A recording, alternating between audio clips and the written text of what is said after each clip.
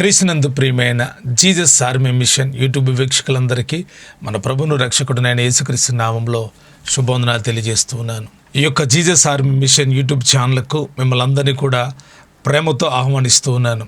ఈ యొక్క ఛానల్ ద్వారా మీరు ఆధ్యాత్మికంగా దేవుని యొక్క రాజ్యస్థాపనలో ఒక రాజ్యపౌరునిగా మార్చబడటానికి కావలసిన ఆత్మీయ సందేశాలు, ఆత్మను బలపరిచే వాక్యాలు, యవన కాలంలో దేవుని శక్తి చేత నింపబడి బలముగా వాడబట్టడానికి కావాల్సిన ఆత్మీయ సంగతులన్నీ కూడా వీడియో రూపంలో పొందుపరచబడి ఉన్నాయి. కనుక మీరు తప్పకుండా ఈ యొక్క జీసస్ ఆర్మీ మిషన్ యూట్యూబ్ ఛానల్లో ఉన్నటువంటి వీడియోలను వీక్షించి ఆశీర్వదించబడతారని కోరుకుంటూ ఉన్నాను.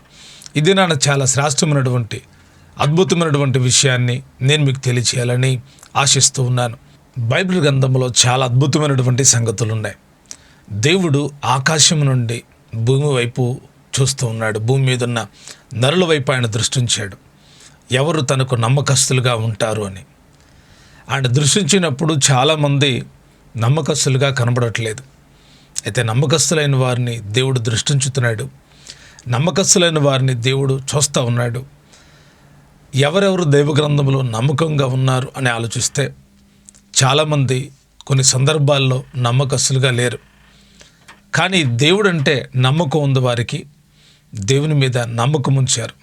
నమ్మిన వారందరూ కూడా చాలా అద్భుతమైనటువంటి కార్యాలను చూశారు, వారి జీవితాల్లో అనుభవించారు. ఒక శ్రేష్టమైనటువంటి వ్యక్తిని మీకు పరిచయం చేస్తాను. అతని పేరే దానియేలు. దానియేలు బబులోను సంస్థానమునకు బానిసగా తీసుకొని రాబడ్డాడు. కానీ జ్ఞానవంతుల యొక్క వరుసలో ఉన్నారు దానియేలు, షడ్రకు, మెషకు, అబేద్నెగోలు. వీరు చెరపట్టబడి తీసుకొచ్చిన వాళ్ళే కానీ యూదులే కానీ వీరు జ్ఞానవంతులు. వీరు బబులోను ఆస్థానంలో వచ్చిన దగ్గర నుండి ఒకవైపు దేవునికి నమ్మకంగా ఉంటూ, రెండవది వారి పరిశుద్ధత విషయంలో చాలా జాగ్రత్తను వహించారు. దానియేలు కూడా చాలా జాగ్రత్తను వహించాడు. రాజభోజనం చేత తాను అపవిత్రపరచుకోకూడదని, రాజభోజనం తమకు అపవిత్రత కలుగు చేస్తుందని ఆలోచించినప్పుడు ఆ భోజనాన్ని తినడానికి ఏమాత్రం కూడా దానియేలు ఇష్టపడలేదు. దానియేలు యొక్క జీవితం గురించి మనం ఆలోచిస్తే అతడు రాజ్యములో నమ్మకంగా ఉన్నాడు, రాజు ఎదుట నమ్మకంగా ఉన్నాడు. తన చుట్టూతో ఉన్న అధికారుల దగ్గర, తన చుట్టూతో ఉన్నటువంటి మంత్రుల మధ్యలో కూడా అతడు నమ్మకస్తుడిగా ఉన్నాడు. ఒక మాట నేను మీకు చెప్పి నేను ముందుకు వెళ్తాను. ఎవరైనా కానీ దేవునికి నమ్మకంగా ఉంటే వారు తప్పకుండా దేశంలో నమ్మకంగా ఉంటారు. ఎవరైనా దేవునికి నమ్మకంగా ఉంటే వారు రాష్ట్రంలో నమ్మకంగా ఉంటారు. ఎవరైనా దేవునికి నమ్మకంగా ఉంటే వారి గ్రామంలో వారు నమ్మకంగా ఉంటారు. ఎవరైనా నమ్మకంగా ఉంటే వారి కుటుంబంలో నమ్మకత్వం నెలకొల్పబడుతుంది. ఎవరైనా దేవునికి నమ్మకంగా ఉంటే వారు సంఘంలో కూడా నమ్మకస్తులై ఉంటారు. నమ్మకస్తులు చాలా ప్రత్యేకంగా కనపడతారు. ఈ యొక్క దానియేలు యొక్క జీవితంలో చాలా అద్భుతమైన సంగతులు ఉన్నాయి. అయితే కొన్ని సంగతులు నేను మీకు తెలియజేస్తాను. దానియేలు యొక్క నమ్మకత్వానికి ఒక దినాన పరీక్ష కలిగింది. పరీక్ష కలిగినప్పుడు తాను దేవుని మీద ఉన్న నమ్మకాన్ని ఎలా నిలబెట్టుకున్నాడో, ఆ నమ్మకత్వం సంపాదించడానికి దానియేలు దేవుని ఎదుట ఎలాగున్నాడో ఈ విషయాలు నేను మీకు తెలియజేస్తాను. మొదటిగా మనం గమనిస్తే దానియేలు నమ్మకస్తుడు మరియు ప్రార్థనాపరుడు కూడా. దానియేలుకు ఉన్నటువంటి ఒక అలవాటు, రోజుకు ముమ్మారు ప్రార్థన చేసేటువంటి అలవాటు. ఆ ప్రార్థన ద్వారానే దేవుడు జ్ఞానం ఇచ్చాడు. ఆ ప్రార్థన ద్వారానే దేవుడు నిలబెట్టుకున్నాడు. ప్రార్థన ఆధ్యాత్మిక జీవితానికి చాలా ప్రాముఖ్యమైంది. ప్రార్థన దానియేలు జీవితంలో ఎన్నో అద్భుత కార్యాలను జరిగించింది అని మనం గమనించాలి. అయితే దానియేలు చాలా ప్రార్థనాపరుడు. అయితే తనతో ఉన్న వాళ్ళు భక్తిపరులు కాదు. వారు దానియేలు మీద పగబెట్టుకున్నారు. వారు దానియేలుని చంపాలని ఆలోచించారు. ఇటువైపు చూసినా వారికి వల కావట్లేదు. దానియేలు దగ్గర తప్పు పట్టుకోవాలని పలు విధాల ప్రయత్నించారు. కానీ ఎక్కడ కూడా పాసిబిలిటీ కాలేదు. ఎక్కడ దానియేలు ఏ తప్పిదములో దొరకలేదు. ఏదన్నా ఒక నిందమొప్పి ఇతడు ఇక్కడ ధనాన్ని దోచుకున్నాడని, లేకపోతే ఇలాంటి స్కామ్ చేశాడని ఏదో ఒక నిందమొప్పుదామని వాళ్ళు ప్రయత్నించారు. కానీ దొరకలేదు. వాళ్ళు బాగా ఆలోచనలు చేస్తూ ఉండగా దానియేలుని ఎలాగైనా చంపడానికి ఎలాగైనా ఆలోచన చేస్తే వారి దృష్టికి ఒక ఆలోచన వచ్చింది. అసలు దానియేలు జీవితపు రహస్యాన్ని వాళ్ళు కనుగొన్నారు. ఏంటి ఆ రహస్యం అంటే, దానియేలు అనుదినము ముమ్మారు కూడా యెరూషలేము వైపు చూస్తూ తన ఇంటికి వెళ్ళి యెరూషలేము వైపు చూస్తూ కిటికీ తెరిచి మోకరించి ప్రార్థన చేసేటువంటి అనుభవాన్ని కలిగి ఉన్నాడు. వీరు ఆలోచన చేశారు, ఎలాగా ఇతడు ఇదొక్కటే చేస్తున్నాడు, ఏం చేద్దామని ఆలోచన చేసి అప్పుడు ఒక చట్టాన్ని ఏర్పాటు చేశారు.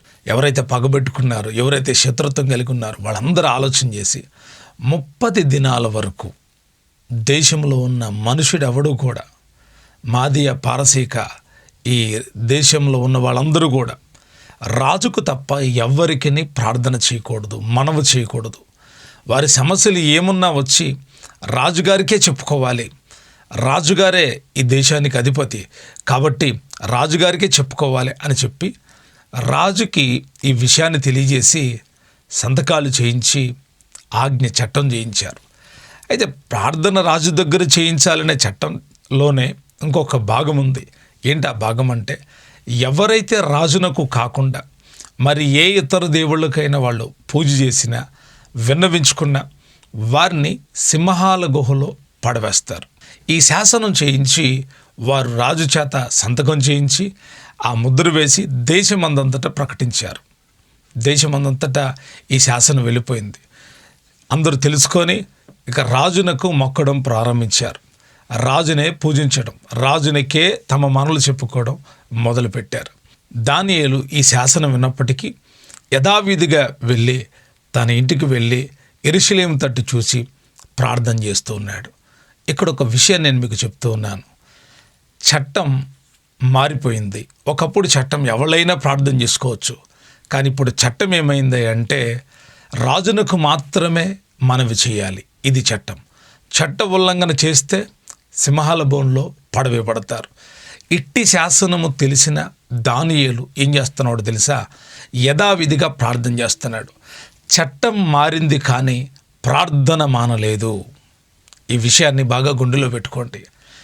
రహస్యంగా కాదు దానియేలు ప్రార్థన, చట్టము తెలిసిన ధైర్యంగా బహిరంగంగానే ప్రార్థన చేస్తున్నాడు.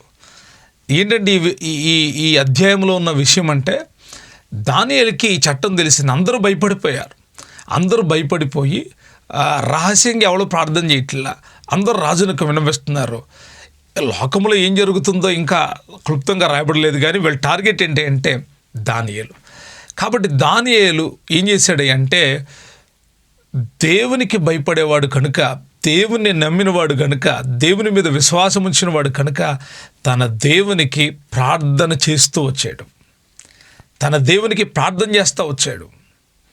ఈ ఎవరైతే కుట్ర పన్నారో వాళ్ళు చూస్తున్నారు, దానియేలు ప్రార్థన చేస్తున్నాడు, పట్టుకోడురా, ఇతడు చట్టాన్ని ఉల్లంఘిస్తున్నాడు, ఇతడు ఒక పెద్ద మంత్రి అయ్యి ఉండి చట్టాన్ని ఉల్లంఘన చేస్తున్నాడు అని చెప్పి వెంటనే దానియేలును పట్టుకొని రాజు ఎదుట నిలబెట్టారు. దానియేలుకి తెలియదా శిక్ష ఉందని?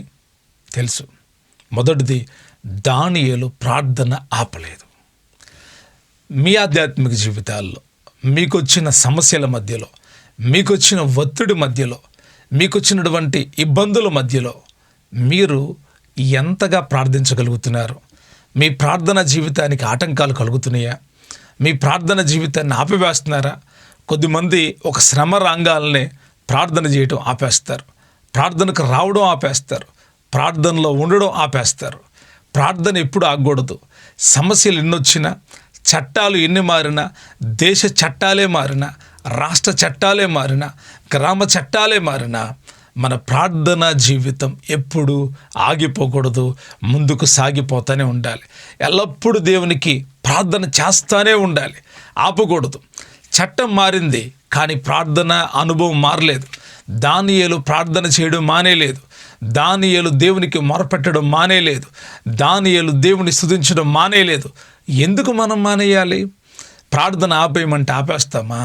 ప్రార్థన ఆపం, ప్రాణాలైన ఇస్తాం కానీ ప్రార్థన ఆపం, ప్రార్థించడం ఆపం. ఎందుకంటే ఆ దినాల్లో దానియేలు దేవుని దగ్గర నుండి ఎన్నో ప్రత్యేకమైనటువంటి దర్శనాలు పొందుకున్నాడు. అంత్యకాల దర్శనాలు దానియేలు చూడగలిగాడు. కలల భావానికి సమాధానాలు చెప్తున్నాడు. దేశంలో ఉన్న మంత్రగాళ్ళు, ప్రజ్ఞావంతులు, జ్ఞానవంతులు చెప్పని ఆ కలల భావం దానియేలు బయలుపరచగలిగాడు. ఎందుకో తెలుసా? ఆ కలల విషయాన్ని బయలుపరచగలిగిన సర్వశక్తి కలిగిన దేవుడు దానియేలుతో ఉన్నాడని దానియేలు గుర్తెరిగాడు. అందుకే అనుదినము సమయాన్ని కేటాయించి ప్రార్థిస్తూ ఉన్నాడు. మరి మీ ప్రార్థనా జీవితం ఎలాగుంది? మీరు ప్రతిరోజు ప్రార్థన చేస్తున్నారా? ప్రతిరోజు దేవుని దగ్గర మొరపెడుతున్నారా? ఏదో సమస్య రంగాలని ఆ సమస్య గురించి ఆలోచించుకుంటా ఎలా బయటపడాలి, ఈ సమస్య నుంచి ఎలా బయటికి రావాలని ప్రార్థిస్తూ ఉన్నారా?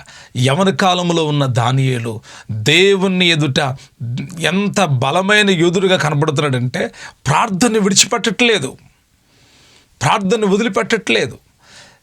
తన ఎదుట మరణం చుట్టుకొని మరణ బంధకాలు ఉన్నాయి, మరణం తన ముందుంది, అయినా ప్రార్థన చేయడం మానేయలేదు.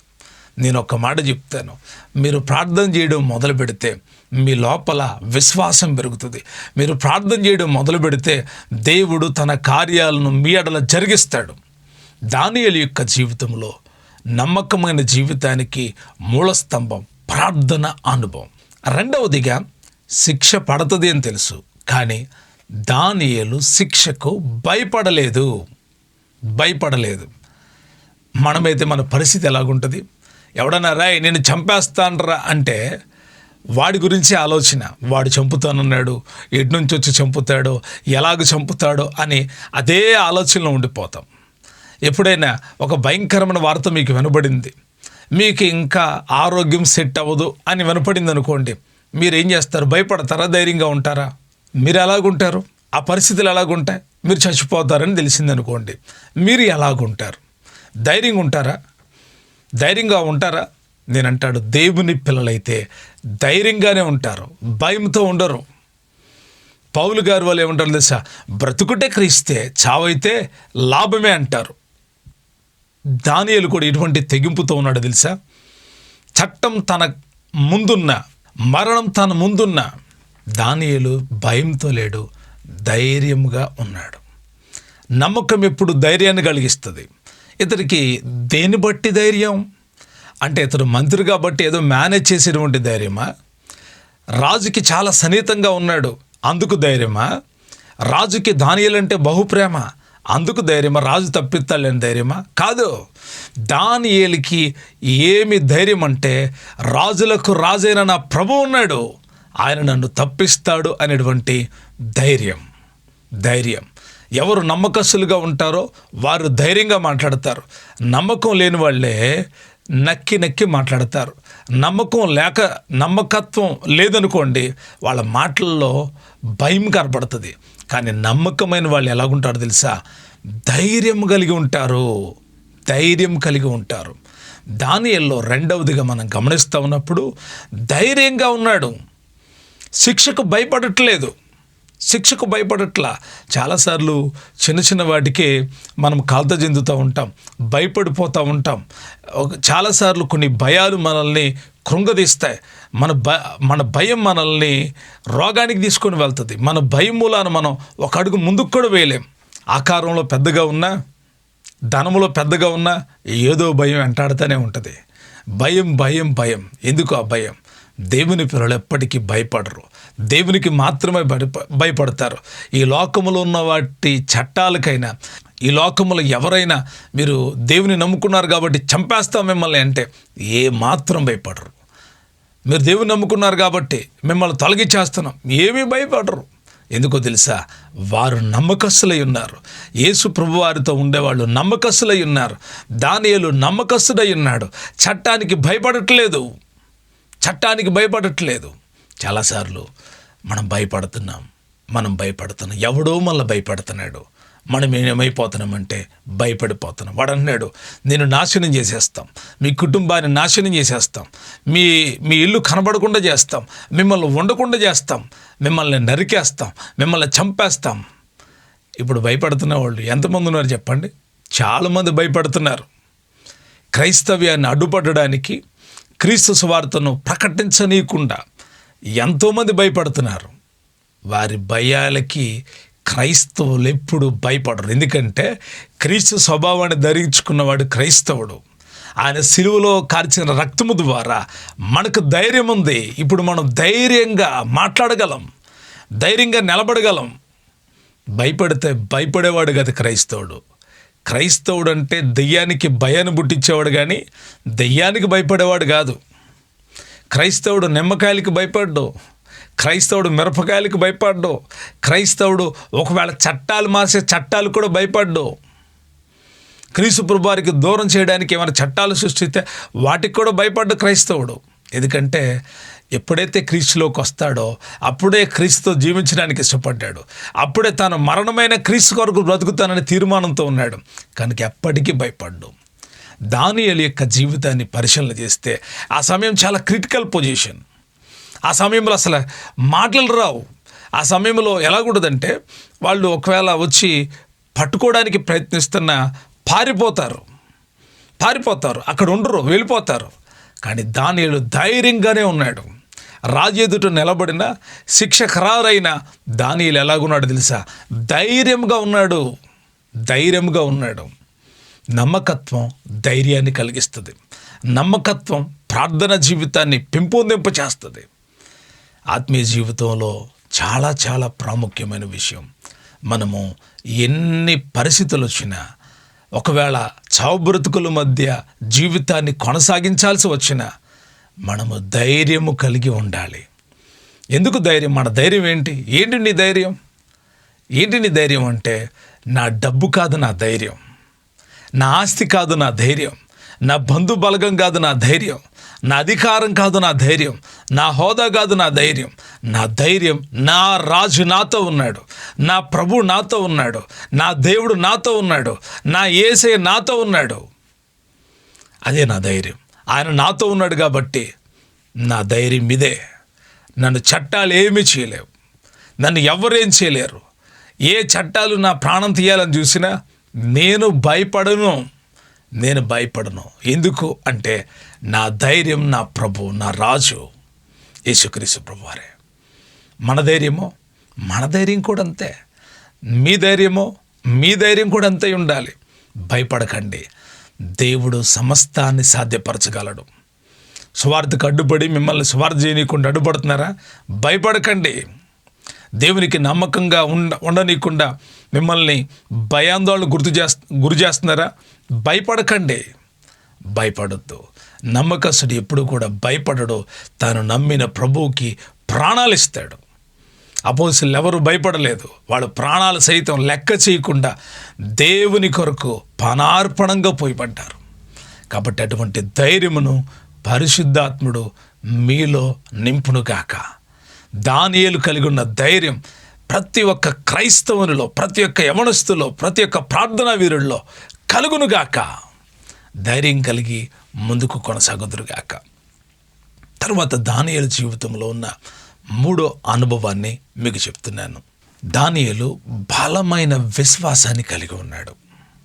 ఏంటి ఆ విశ్వాసం అంటే, సింహాల గుహలో పడవేసిన నా దేవుడు నన్ను కాపాడతాడు, నా దేవుడు నన్ను ఏం చేస్తాడు? కాపాడతాడు. నమ్మకం ఉన్న చోట దేవుని కాపుదల ఉంటుంది. నమ్మకం ఉన్న చోట దేవుడు తోడై ఉంటాడు. దానియేలుని పట్టుకొని వచ్చారు, రాజు ఎదుటి నిలబెట్టారు. దానియేలు ప్రార్థిస్తున్నాడయ్యా. శతవిధాలా ప్రయత్నించాడంట. వాక్యంలో రాయబడి ఉంది. ఎందుకంటే దానియేలు అంటే రాజుకు బహు ఇష్టం. దానియేలు మీద రాజుకి చాలా నమ్మకం ఉంది. ఎందుకంటే దానియేలు వలన ఆ రాజ్యము యొక్క అభివృద్ధి బాగుంది. అన్ని విషయాల్లో దానియేలు చక్కటి ఆలోచనలు ఇస్తున్నాడు. ఎక్కడ తప్పిదం జరగకుండా, తన కింద వాళ్ళు కూడా తప్పిదం చేయకుండా నమ్మకస్తుడిగా రాజునకు, నమ్మకస్తుడిగా కింద వారికి కూడా కనబడుతున్నాడు. అయితే కొంతమంది లంచగొండ్లకు ఆయన ఇష్టం లేదు, మోసగాళ్లకు దానియేలు ఇష్టం లేదు, దుర్మార్గులకు దానియేలు ఇష్టం లేడు. కానీ రాజుకు బహిష్ఠుడు. అయితే రాజంట రాత్రి సమయం దాకా ప్రయత్నిస్తూనే ఉన్నాడు, ఏదైనా చేద్దాము, దానియేలుని విడిపిద్దాము అని. కుదరలేదు. దానియేలుని సింహపు బోన్లో వేశారు. అప్పుడు ఒక మాట మాట్లాడుతున్నాడు రాజు. చదువుతాను, జాగ్రత్తగా ఆలకించండి. అంతటా రాజు ఆజ్ఞేయగా బంట్రోత్తులు దానియేలును పట్టుకొని పోయి సింహముల గుహలోనికి పడద్రోయిగా రాజు అంటున్నాడు, నీవు అనుదినము తప్పక సేవించుచున్న నీ దేవుడే నిన్ను రక్షించునని దానియేలుతో చెప్పాను. వారు ఒక రాయి తీసుకుని వచ్చి ఆ గుహద్వారమున వేసి దానిని మూసిరి. మరియు దానియేలును గురించి రాజు యొక్క తీర్మానం మారునేమో అనియు రాజముద్రను అతని అధికారుల ముద్రను వేసి దానిని ముద్రించిరి. ఎంత భద్రం చేశారు చూసారా? మనిషిని చంపడానికి ఎంత ఆసక్తో, న్యాయవంతుడిని చంపడానికి ఎన్ని కుట్రలో సమాజంలో నేడు కూడా జరుగుతుంది. అదే ఎవరు న్యాయంగా ఉంటున్నారో వారు చంపబడుతున్నారు, ఎవరు ప్రశ్నించి యథార్థత కలిగి ఉంటున్నారో వారు చంపబడుతున్నారు. న్యాయం ఇది అని అంటే వాళ్ళకు వచ్చేది గిఫ్ట్ ఏంటో తెలుసా? చావే. అబద్ధాలు చెప్పేవాడు బాగుంటున్నాడు, అబద్ధాలు చెప్పేవాడు అందలం ఎక్కుతున్నాడు, అబద్ధాలు చెప్పేవాడు చాలా గొప్పోడుగా పిలువబడుతున్నాడు. అబద్ధాలు దేశాలని, రాజ్యాలను, గ్రామాలను, పట్టణాలను, సంఘాలను ఏళ్తా ఉన్నాయి. కానీ న్యాయము సంత వీధుల్లో పడతా ఉంది. న్యాయము కొదువైపోయింది. న్యాయం మాట్లాడుతున్న వాళ్ళ నోరులు మూసివేస్తున్నారు. ఎవరైనా న్యాయంగా ప్రవర్తిస్తే వాళ్ళ ఇళ్ళ మీద దాడి చేస్తున్నారు, వారిని బహు టార్చర్ పడుతూ ఉన్నారు. ఈ కాలంలోనే కాదు, ఆ కాలంలో కూడా ఇదే పరిస్థితి. ఇప్పుడు రాజు దానియేలు దగ్గరికి వెళ్ళి ఏమన్నాడు తెలుసా? ఇదిగో నీవు నిత్యము సేవించుచున్న, నీవు అనుదినము తప్పక సేవించుచున్న నీ దేవుడు అంటున్నాడు. అంటే దానియేలు గురించి రాజుగారు తెలుసుకున్నాడు. రాజుగారు దానియేలు యొక్క అలవాటుని గమనించాడు. నీవు అనుదినము తప్పక సేవించుచున్న నీ దేవుడు నేను రక్షిస్తాడు. ఎంత నమ్మకం అండి రాజుకి! తప్పక సేవించుచున్న. మన ఆధ్యాత్మిక జీవితాల్లో ఈ సాక్ష్యం చాలా ప్రాముఖ్యమైంది అని చెప్పి దానియేలుతో చెప్పి వెళ్ళిపోయాడు. రాయి వేసేసారు. వీళ్ళు కుట్రోళ్ళు మామూలు కాదు, ముద్దలు కూడా వేసేసారు. ఇదంతా జరిగిపోయింది. ఉదయకాలమైంది. కానీ రాజు సింహాల గుహ దగ్గరికి వెళ్తున్నాడు. ఎందుకు? దానియేలు బతుకుంటాడని రాజు నమ్మాడండి. ఎందుకో తెలుసా? దానియేలు దేవుడు జీవం గల దేవుడు. అయితే సింహాల గుహ దగ్గరికి వచ్చినప్పుడు రాజు అడుగుతున్నాడు, గుహ దగ్గరకు రాగా దుఃఖ స్వరంతో దానియేలు పిలిచన్నాడు, జీవము గల దేవుని సేవకుడైన దానియేలు, నిత్యము నువ్వు సేవించుచున్న నీ దేవుడు నేను రక్షింపగలనా అని అతన్ని అడిగాను. అందుకు దానియేలు, రాజు చిరకాలం జీవించునుగాక, నేను నా దేవుని దృష్టికి నిర్దోషిగా కనబడుతుంది గనుక ఆయన తన దూతను నంపించి సింహములు నాకు హాని చేయకుండా వాటి నోళ్లను మూయించెను. రాజా, నీ దృష్టికి నేను నేరము చేసిన వాడును కానుగదా అనెను. ఎంత అద్భుతమైనటువంటి సంగతి అండి! సింహాల నోళ్ళు మూయబడ్డాయి. ఎవరు నమ్మకంగా ఉంటారో వారి లోపల విశ్వాసం పెరుగుతుంది. వారికి దేవుడు తోడై ఉంటాడు. ఇప్పుడు దేవుడు దానియేలు రాజ్యాధికారంలో ఉన్నప్పుడు దేవుడు తోడై ఉన్నాడు. తన ఇంట్లో ఉన్నప్పుడు దేవుడు తోడై ఉన్నాడు. ఇప్పుడు దానియేలుతో ఎక్కడికి వచ్చాడు తెలుసా? దేవుడు సింహాల గుహలోకి వచ్చాడు. సింహాల నోళ్లను మూసివేశాడు ఆయన. సింహాలు మంచి ఆకలితో ఉన్నాయి. శత్రులు అందరూ పండగ చేసుకుంటున్నారు. ఇక అయిపోయిందిరా దానియేలు ఎముకలు కూడా తుక్కైపోతే అస్సలు ఇక దానియేలు మాట వినపడదనుకున్నారు. దానియేలు స్వరం వినపడదనుకున్నారు. దానియేలు చరిత్ర అయిపోయింది అనుకున్నారు. కానీ నా దేవుడు గొప్ప దేవుడు, నా దేవుడు బలమైన దేవుడు, నా దేవుడు ఆశ్చర్యకరుడైన దేవుడు, మన దేవుడు సర్వశక్తి కలిగిన దేవుడు, సర్వోన్నతుడైన దేవుడు, అధిక జ్ఞానాన్ని అనుగ్రహించే దేవుడు. ఆయన దానియేలు గుహలో ఆయన దానియేలుకు తోడై ఉన్నాడు. సింహాల గుహలో దేవుడున్నాడు. ఒక విషయం చెప్తున్నాను, మనం ఏ గుహలోనికి వెళ్ళినా దేవుడు మనకు తోడుగా ఉంటాడు. శ్రమలు మిమ్మల్ని చుట్టుముట్టి అంధకారం వలె మిమ్మల్ని దారి తెలియకుండా మూసివేసిన దేవుడు మీతో ఉంటాడు. దేవుడు నాతో ఉంటాడు. దేవుడు మనతో ఉంటాడు. మీరు నమ్మండి, నమ్మకం కలిగి జీవించండి. నమ్మకం కలిగిన వారిని దేవుడు కాపాడతాడు. ఎలాగో తెలుసా? తన దూతను పంపించాడంటే అండి దేవుడు. మన దగ్గరకు రాడైనా వస్తాడు. మళ్ళీ విడిచిపెడతాడా? మన శ్రమల్లో ఉంటే విడిచిపెట్టడు. మన నమ్మకత్వం మనల్ని కాపాడుతుంది. మన నమ్మకత్వం మనకు నిత్య జీవాన్ని ఇస్తుంది. మన నమ్మకత్వం మనకు ఆశీర్వాదాలు తీసుకొస్తుంది. మనము దేవునికి నమ్మకంగా ఉండాలి. దేవునికి నమ్మకంగా ఉన్నవాడు మరలా చెప్తున్నాను, కుటుంబంలో నమ్మకంగా ఉంటాడు. దేవునికి నమ్మకంగా ఉన్నవాడు సంఘములో నమ్మకంగా పనిచేస్తాడు. దేవునికి నమ్మకంగా ఉన్నవాడు సమాజం ఎడల నమ్మకం కలిగి జీవిస్తాడు. దేవునికి నమ్మకంగా ఉన్నవాడు తన అధికారములో కూడా నమ్మకస్తుడిగా ఉంటాడు. నమ్మకస్తుడికి శ్రమలు రావా? వస్తాయి. నమ్మకస్తుడికి కష్టాలు రావా? వస్తాయి. నమ్మకస్తుడికి నిందలు రావా? వస్తాయి. నమ్మకస్తుడు చంపబడతాడా? చావు కూడా వస్తుంది. అయితే దేవుడు తప్పించడానికి శక్తిగల దేవుడై ఉన్నాడు.